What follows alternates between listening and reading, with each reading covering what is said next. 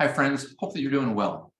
Hey, I've had a bunch of phone calls today talking about Silicon Valley Bank and their insolvency, asking what does this mean for rates? What does this mean for the housing economy?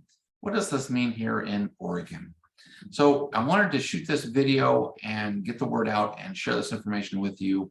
All the things that I've learned over the last really about 48 hours of what's been going on. Let me first share my screen.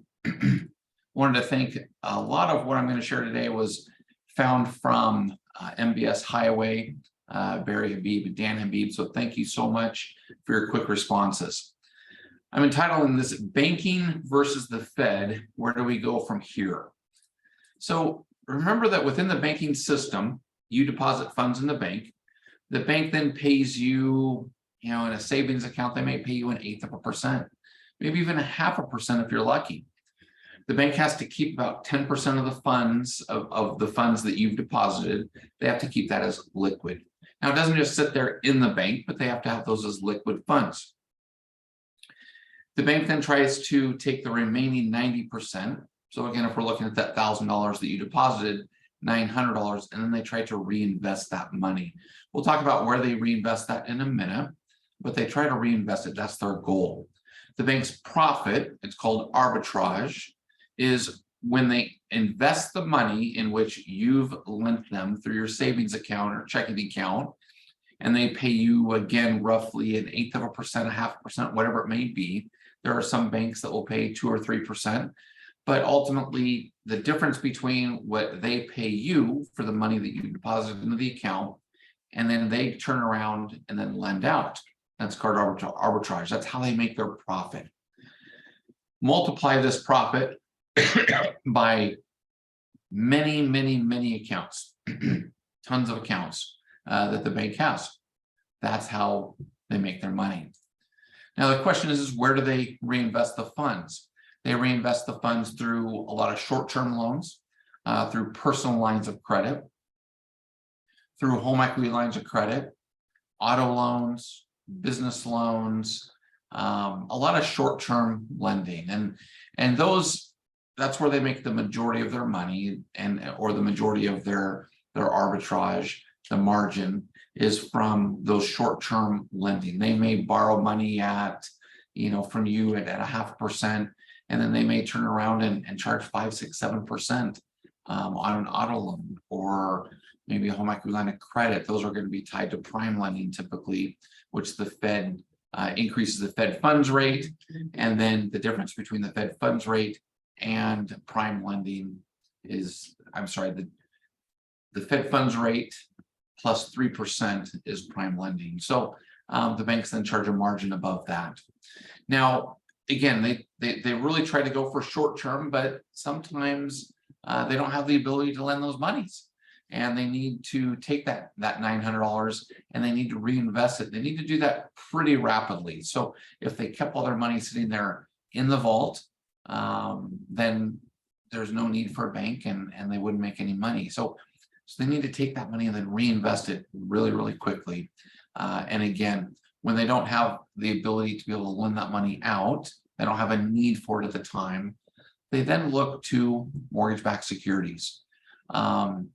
Now, the problem here is that mortgage-backed securities are constantly moving up and down in the price at which you could buy those at. So when Silicon Valley Bank purchased these mortgage-backed securities a year, 2 years ago, 3 years ago, whenever they were, they would have purchased them at a much lower interest rate than which most people can get mortgage-backed securities at today. So the higher the interest rate, the higher the mortgage-backed or the mortgage rates, the more money that you can typically get in a mortgage-backed security or a mortgage bond. So as the Fed, really we're looking at the result of the Fed's actions over the last year and a half. We know that the Fed ultimately kept the Fed funds rate extremely low for a long period of time. We know that the Fed took their eye off of inflation, in which they caused a lot of the inflation that's caused right now. As they took their eye off of inflation, they then had to hike the Fed funds rate to slow the economy down. And they had to do that at an unprecedented level. which was 3.75%. So they started hiking at 0.75% multiple times and 0.5%, 0.25%. So they've increased really in about the last 8 to 10 months, about 3.75%, which is massive, massive, massive. So a bond that you could have bought or that you bought just a year ago that might have been paying, if interest rates were 3%, the bond might have been paying 2% at the time, which that's not too bad of arbitrage for Silicon Valley Bank. They're paying you 0.5%. They're making 2%, so they're making 1.5% on their money. Not too bad. But now that bond, when the interest rates have increased, and now we're looking at interest rates at 6-7%. So that same bond you could buy and you could get roughly a 5% return. So that's a problem. That's a big problem. Businesses also then started to realize that, hey, I can do what the banks do and I can withdraw my funds and I can start to invest in these mortgage-backed securities and these mortgage bonds and make a higher yield, higher return, and it's relatively safe. So remember that the bank only has a certain amount of everybody's money in the bank at any given time. So this causes an issue. This causes a problem. The problem is further created when Silicon Valley Bank does not have a risk officer for 8 months between April 29th and January 4th. So that's one of their first missteps. Second misstep, CEO, CFO, and CMO. So the Chief Executive Officer, Chief Financial Officer, and Chief Marketing Officer all started selling stock. And they started selling their stock pretty rapidly over the last month and a half. They all sold different amounts of stock, but that kind of says that they know something's up, something's heading in a bad direction. Here's third misstep. Current Chief Administration Officer was the CFO of Lehman Brothers when it went down. So maybe not the best hire, in my opinion. Current balance sheet showed over $60 billion worth of mortgage-backed securities, which was a lot. Under the shelter of 2008 ruling for Dodd-Frank, SVB did not count the unrealized $15 billion loss due to the held to maturity calculation.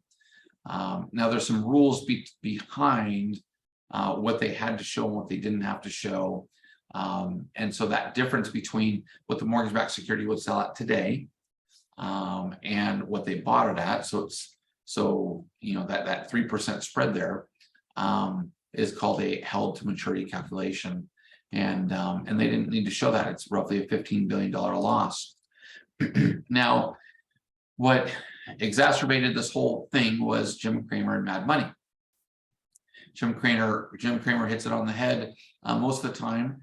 Here in February 8th, he said Wall Street is mistakenly concerned about Silicon Valley Bank. Fears are not justified. The stock is cheap at $320 a share with room to run. Room to run, Jim Cramer. Cramer shines a light on Silicon Valley Bank, which their symbol was SIVB, sorry. And savvy investors start to take notice and really start to do some digging on their own with Silicon Valley Bank. They come to find out that the duration of their investments are mismatched, that there's a hidden $15 billion in unrealized losses that could come their way. Investors begin to short the stock, drawing more attention. People then are advised to pull their money out of Silicon Valley Bank, which then they need to come up with the money to meet the withdrawals. Literally, we're talking about It's a Wonderful Life all over again, the movie. They're unable to borrow to cover the costs. So Silicon Valley Bank is unable to borrow to cover withdrawals, unable to sell their stock because of the shortfalls, the shorts and the free fall of the stock. They're forced to sell $21 billion in assets and realize a $2 billion loss. Investors noticed the remaining 13 billion in unrealized losses and the remaining 60 billion in agency securities, mortgage-backed securities. The bank becomes insolvent. That happened on Friday. So Silicon Valley Bank was in trouble. Again, short sellers, they smell blood in the street, stock craters, depositors are warned to get out, causes run on the bank, cannot meet demands, and then the crisis begins. 93% of banks' money is outside, 93% of Silicon Valley Bank's money is outside of FDIC insurance. Other banks come under scrutiny, and get ready because the problem has started to begin. It's a spiral effect. There was another bank today that became insolvent. And so it's a spiraling effect that's going to start happening again. Just like it's a wonderful life, there's a run on the banks at this point. So what was very interesting is again, here, let me go back to It's a Wonderful Life. If you remember It's a Wonderful Life, George Bailey is trying to get out of town, just got married, sees a run on the banks, goes back here with this scene and starts to talk to everybody there. I mean, the savings and loan there, great slogan, own your own home. And he's really trying to keep the savings and loan, keep it open as long as he possibly can. And so here he's explaining to individuals that the money's not in the bank, but it's reinvested out. It's in this person's home and this person's home and this person's homes. That's exactly where the money is.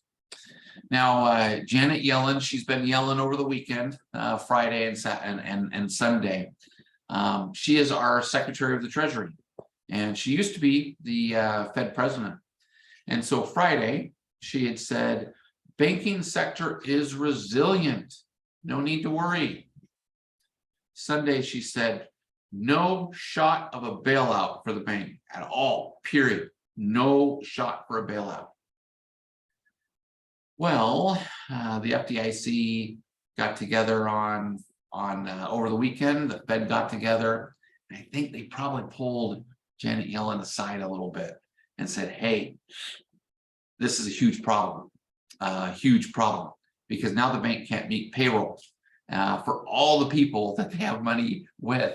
So the bank had massive amounts of deposits, a lot of companies deposit money in there. We're talking about even companies from China deposited money in SVB.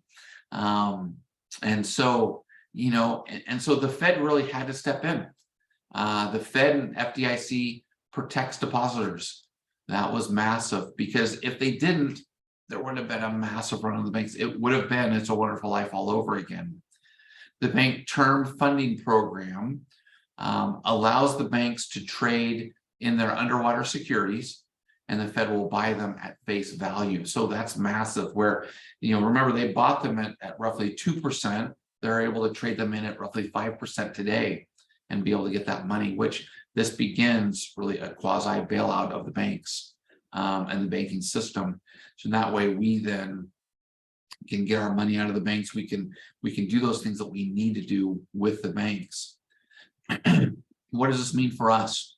Well, it means that there's a flight to safety. Now, if you think of the stock market and if you think of the bond market, I try to think of it in a very simplistic view. There's either money in the bond market or money in the stock market. And of course, there's money all over the place, but let's just keep it simplistic. Bond market, stock market, that's where the money is. A flight to safety means that there's a sell-off in the stock market, and that money then flows into the bond market for safe yield, safe returns. When there's blood in the streets in the stock market, then there's a flight to safety. When there's uncertainty in the economy, there's a flight to safety, and there has been that flight to safety. The Fed needs to rethink their policy, and I'm going to say it's a reckless policy. So they've been increasing the Fed funds rate.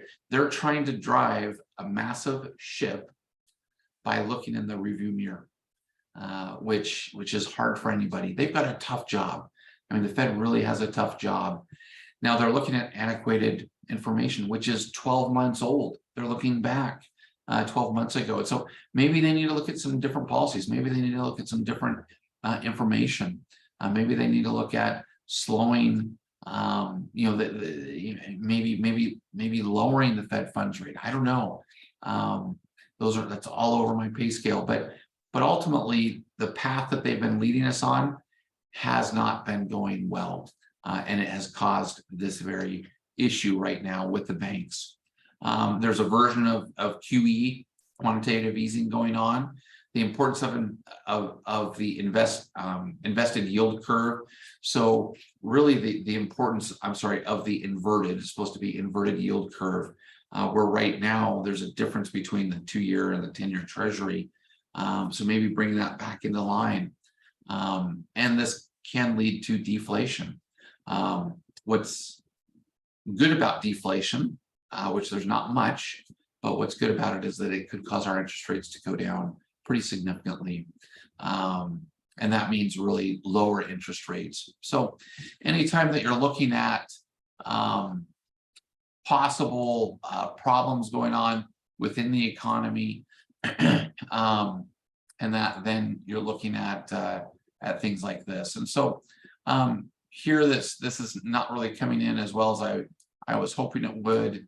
But you can see that here, the bond market, if you can see the whole bond market, it really has improved since Thursday of last week.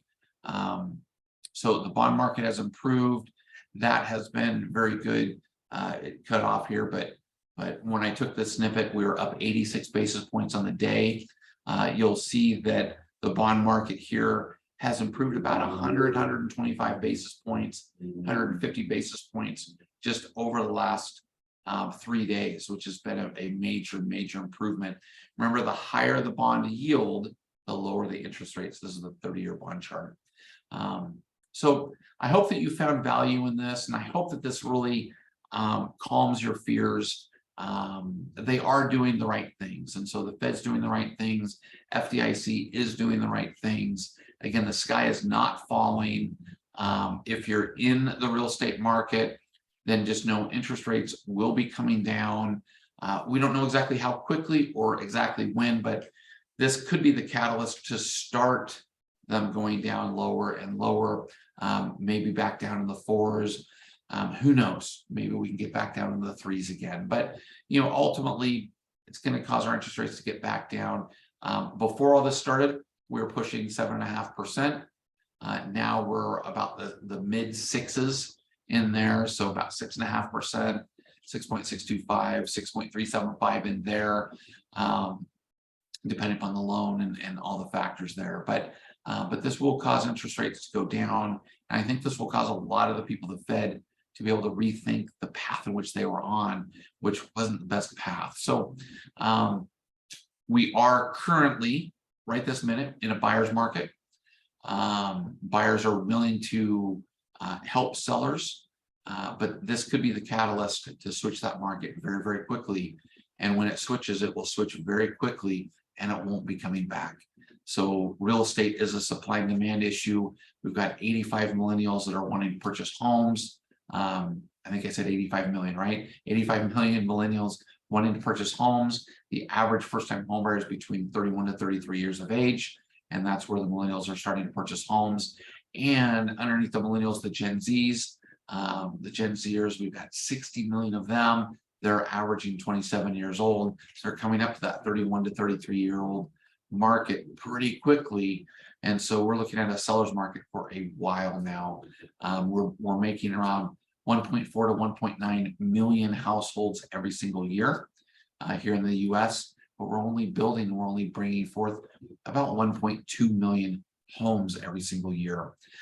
So real estate is a supply and demand issue, and we're going to have a lot of demand for a long period of time and not a lot of supply. So it's a great time to buy. It literally is probably the best time to buy right now. If you have any questions, give me a call. I hope you found value in this.